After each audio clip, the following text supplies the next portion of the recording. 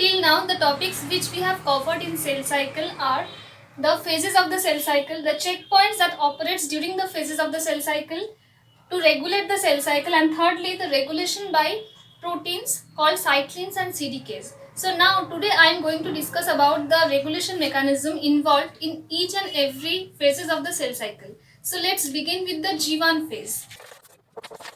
We know that what happens in G1 phase. The cell basically grows in G1 phase, and secondly it monitors the environmental factors.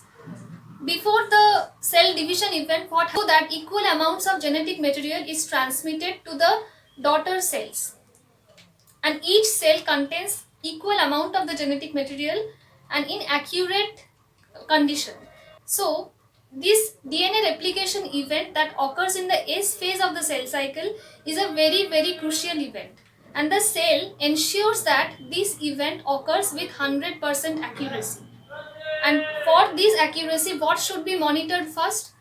The parental DNA, the DNA that is present in the parental cell must be accurate in its sequence. It should not contain any undesirable mutation. So, if the parental cell contains a mutation, what will happen? This mutation will be transmitted to the next generation. And if these kind of mutations continue, so after several generations, the cell will accumulate a huge levels of mutation, and it will turn the cell into a cancerous cell. So this is very much dangerous. Any mistake in the DNA replication event will cause the cell to become a cancerous cell. So to avoid that event, the cell ensures that the parental DNA that is passing through the S phase is duplicating its number must be accurate. So to accurately monitor the DNA replication process, there is a regulation mechanism that occurs in the G1 phase. What is the regulatory mechanism? We will see it. So as I have said that the DNA can be damaged. Here damage means mutation.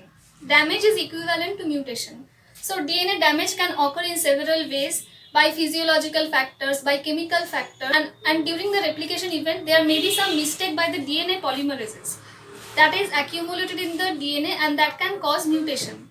There are several factors can lead to mutation in the DNA.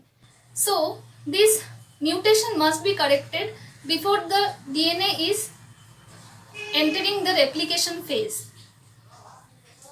So this regulation mechanism operates in the G1 phase and ensures that damaged DNA is not allowed to be replicated.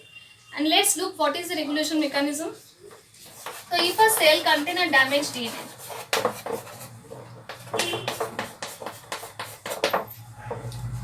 a protein, that cell contains a damaged DNA, and this damaged DNA must not replicate. This is the target of the cell. So what will happen? In the cell, a protein called P53 will be activated. P53 is a very much important protein, and it is involved in activating another protein which is called P21. So P53 will be activated, and it will in turn activate P21. Whenever the cell contains a damaged DNA, the cell wants that this damaged DNA must not replicate. So it activates a protein called P53.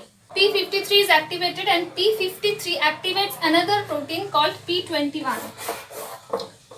P21, it inactivates some cyclin CDK complexes. And what kind of cyclin CDK complex it might be? The cyclin CDK that are responsible for the progression of the cell to the S phase of the cell cycle, and the cyclin CDK complex that are involved in activating the proteins responsible for DNA replication. That means the cyclin CDK that operates in the G1 to S transition, and also the cyclin CDK complex that occurs that have their role in the S phase of the cell cycle. So these are the two targets of this P21 protein. So this is the mechanism by which the damaged DNA is stopped, is inhibited from replicating itself in a cell cycle process.